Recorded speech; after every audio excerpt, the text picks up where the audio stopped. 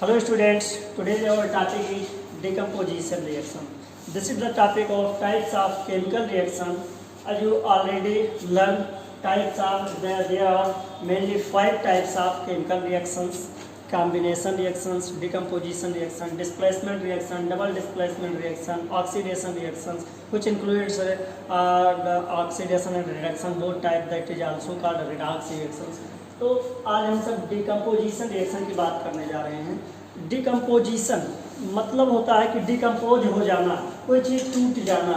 तो अब ये डिकम्पोज जो होने के तरीके होते हैं वो 3 तरीके यहाँ पर होते हैं जो हम लोगों को रिएक्शन के माध्यम से पढ़ने को मिला है। पहला है first of all thermal decomposition. Therm का मतलब होता है हीट।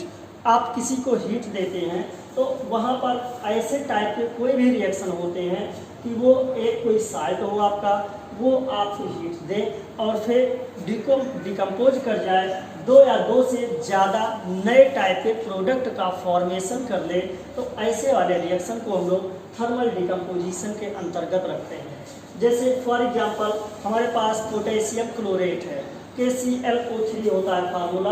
ये सॉलिड स्टेट में एग्जिस्ट करता है, इसलिए सबस्क्रिप्ट में S लिखा गया। और डेल्टा का मतलब हुआ हीट गिवन, यहाँ हीट दिया गया है। आपका बन रहा है KCl पोटेशियम क्लोराइड, जो कि सॉलिड होता है और ऑक्सीजन गैस इवॉल्व हो जाती है।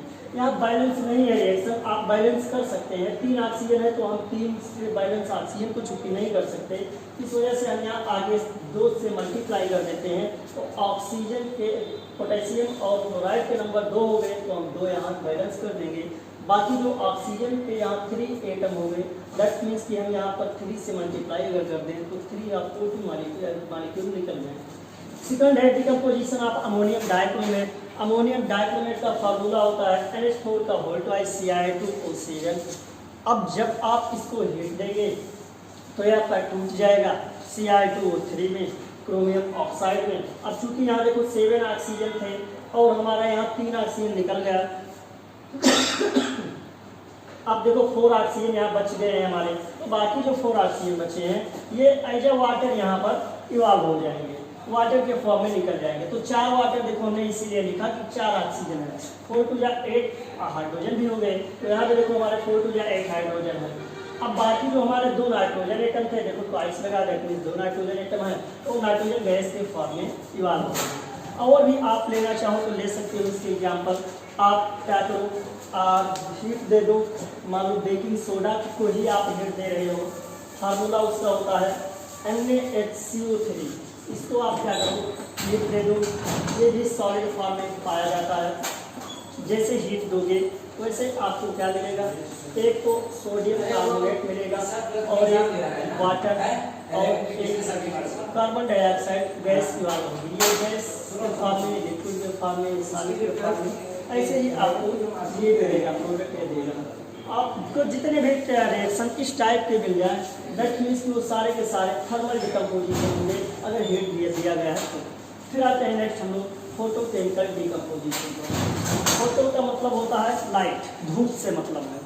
अगर सनलाइट की प्रेजेंस है कहीं और वहाँ कोई केमिकल रिएक्शन हो रहा है तो ऐसे वाले टाइप के रिएक्शन को हम लोग फोटोकेमिकल डिकम्पोजिशन के अंतर्गत रखते हैं। अब डिकम्पोज मतलब पहले ही समझ गए हैं कि कोई एक ही प्रोडक्ट होगा और वो 2 या 2 से ज़्यादा टाइप के नए प्रोडक्ट में बदल जाएगा, दैट मीन्स कि वहाँ डिकम्पोजिशन हुआ। फॉर एग्जांपल अपने पास है मान लो सिल्वर क्लोराइड AgCl, ये आपकी सॉलिड फॉर्म में है, आपने रख दिया मान लो सनलाइट की प्रेजेंस में। सनलाइट को हम लोग यहाँ HNU से दिखाते हैं। तो जैसे आपने मान लो इसे लाइट में से एक्सपोज रख दिया, पूरा छोड़ दिया, तो ये आपका टूट जाएगा और सिल्वर जो होगा ये अलग हो जाएगा, सॉलिड और क्लोरीन जो होगी तो गैस होती है, गैस बनकर निकल जाएगी, इवॉल्व हो जाएगी। अब चूंकि गैस है इसका हम समझ कर G और S लगा देंगे। सेकंड आपके बैलेंस कर देना रिएक्शन, क्योंकि 2 क्लोरीन गैस इवॉल्व हो रही है तो यहाँ 2 क्लोराइड होने चाहिए, तो सिल्वर भी 2 हो गए, तो यहाँ 2 से मल्टीप्लाई कर देंगे तो दोनों तरफ बैलेंस हो गया इक्वेशन। नेक्स्ट है आपका एग्जाम्पल, आप AgBr को ले लो, सिल्वर ब्रोमाइड बोलते हैं इसको, और इसको आप फोटोकेमिकल डिकम्पोजिशन इसका करवा दीजिए तो आपको जो प्रोडक्ट देगा सेम इसी टाइप से यहाँ प्रोडक्ट मिलेगा। सिल्वर और ब्रोमीन। अब यहाँ पर जैसे आपने ऊपर का रिएक्शन बैलेंस किया था, सेम इस रिएक्शन को भी बैलेंस करेंगे। तो ऐसे वाले कहीं भी रिएक्शन अगर देखते हैं तो दैट मीन्स वो फोटोकेमिकल डिकम्पोजिशन का रिएक्शन है। फिर आता है नेक्स्ट हमारा इलेक्ट्रोलाइटिक डिकम्पोजिशन। अब इलेक्ट्रोलाइटिक डिकम्पोजिशन क्या होता है कि जब कहीं पर इलेक्ट्रिसिटी पास करी जाए तब कोई रिएक्शन हो, कोई एक रिएक्टेंट दो या दो से ज़्यादा प्रोडक्ट में टूट जाए, तो ऐसे वाले टाइप के रिएक्शन को हम लोग इलेक्ट्रोलाइटिक डिकम्पोजिशन के अंतर्गत रखते हैं।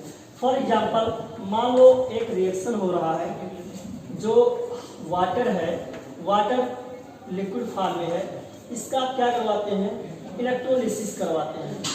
यहाँ लिख देते हैं वाटर है आपके पास और इसका आप इलेक्ट्रोलिसिस करवा रहे हैं। इलेक्ट्रोलिसिस का मतलब होता है कि आप वाटर को ले लें किसी भी कंटेनर में और उसमें दो इलेक्ट्रोड लगा दें, कोई भी दो इलेक्ट्रोड, एक बैटरी के पॉजिटिव टर्मिनल से एक बैटरी के नेगेटिव टर्मिनल से, ऐसे कुछ ले करके और इसमें एक पॉजिटिव नेगेटिव दो टर्मिनल यहाँ जोड़ दें और यहाँ पर कुछ चूँकि इन्वर्टेड ट्यूब रख दी जाती है।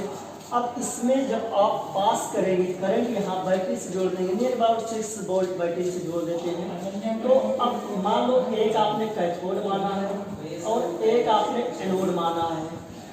अब होगा क्या कि यहाँ पर जो हाइड्रोजन गैस इवाल्व होगी, बनेगा क्या, ओवरऑल हाइड्रोजन गैस इवाल्व होगी और ऑक्सीजन गैस इवाल्व होगी। अब देखो कैथोड पर आपकी हाइड्रोजन गैस इवाल्व हो जाएगी और एनोड पर आपकी ऑक्सीजन गैस इवाल्व हो जाएगी। ये कैथोड पर हाइड्रोजन गैस इवाल्व हुई, एनोड पर ऑक्सीजन गैस। रीजन इसका होता है कि जो कैथोड होता है, कैथोड पर हमेशा एक बात ध्यान रखना कि रिडक्शन रिएक्शन होती है, रिडक्शन टेक्स प्लेस। अब कैथोड पर रिडक्शन होता है तो अब भाई ये बताओ रिडक्शन क्या होता है। हम रिडक्शन इलेक्ट्रॉन के टर्म में किसको बोलते हैं, gain of electron is known as reduction. तो हाइड्रोजन और यहाँ वाटर को दोनों जरा दो पार्ट में, तो ये प्लस OH माइनस में टूट जाएगा। अब देखो जरा ये प्लस क्या करेगा, एक इलेक्ट्रॉन ले लेगा और यहाँ H के फॉर्म में चेंज हो जाएगा।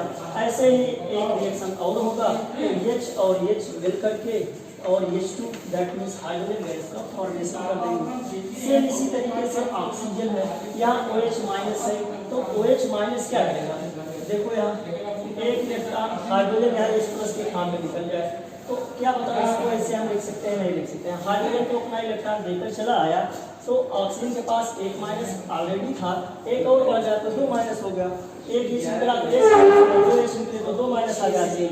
अब बताओ ऑक्सीजन क्या करेगी, ये रिएक्शन कहाँ होगी, एनोड पर। तो एनोड पर क्या होता है, ऑक्सीडेशन रिएक्शन होता है।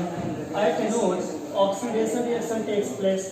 अब भाई यहाँ पर ऑक्सीडेशन मतलब क्या होता है, loss of electron is known as oxidation. तो ऑक्सीजन ये तुम्हारी जो है ये क्या करेगी, दो इलेक्ट्रॉन यहाँ से लूज कर देगी और O2 का फॉर्मेशन कर देगी। यही O2 गैस है आपकी जो कि इवाल्व होती है एनोड पर। अब कभी कभी पूछता है क्वेश्चन में कि ये बताओ जो कैथोड पर गैस इवाल्व हो रही है और एनोड पर गैस इवाल्व हो रही है, उनके वॉल्यूम में कितना फर्क है, किस पर कितने वॉल्यूम में गैस इवाल्व होती है। तो जो कैथोड पर होते हैं देखो एक वाटर मॉलिक्यूल आप लोगे तो 1:1 नहीं बनेगा, आपको इसके लिए दो हाइड्रोजन दो वाटर मॉलिक्यूल लेने पड़ेंगे, तब यहाँ पर आपके दो ऑक्सीजन इवाल्व होंगे। दो ऑक्सीजन है, हाइड्रोजन के नंबर 4 हो गए तो इसलिए आपको 2 से मल्टीप्लाई करना पड़ेगा आगे, तब जाके 4 हाइड्रोजन के नंबर होंगे। तो अब यहाँ देखो आपने दो मॉलिक्यूल वाटर के लिए तो 2 वॉल्यूम हाइड्रोजन का मिला, 1 वॉल्यूम ऑक्सीजन का मिला। तो सेम यहाँ भी तो वही रिएक्शन हो रही है। तो अब देखो भाई कैथोड और एनोड की जो रेशियो है वो 2:1 है, या एनोड और कैथोड की रेशियो 1:2 है। एक मॉलिक्यूल एनोड पर और 2 मॉलिक्यूल या 2 वॉल्यूम कैथोड पर यहाँ इवाल्व हो रही है। तो इस टाइप के ऐसे जो रिएक्शन होते हैं इनको हम लोग इलेक्ट्रोलाइटिक डिकम्पोजिशन रिएक्शन के अंतर्गत रखते हैं। इसका उल्टा रिएक्शन अगर कराओगे तुम तो भी तुम्हारा थर्मल रिएक्शन अगर कराते हो तो कॉम्बिनेशन रिएक्शन का जस्ट एक तुमको एग्जाम्पल मिल जाएगा, इसका अपोजिट वाला रिएक्शन। जैसे तुम्हारा हाइड्रोजन गैस और ऑक्सीजन गैस दोनों मिलते हैं और वाटर का फॉर्मेशन कर देते हैं। ये तुम थर्मल अगर हीट देते हो तब भी होता है, जब पॉप साउंड टेस्ट करते हो टेस्ट ट्यूब में तो ये गैस आपको वहाँ पर देखने को मिलती है। इसके बाद हम लोग आगे चल करके करेंगे, फिलहाल हम लोग और थोड़ी बात करेंगे। आज के लिए बस यहीं तक, आगे हम लोग फिर बात करेंगे, मिलेंगे नए टॉपिक के साथ। धन्यवाद।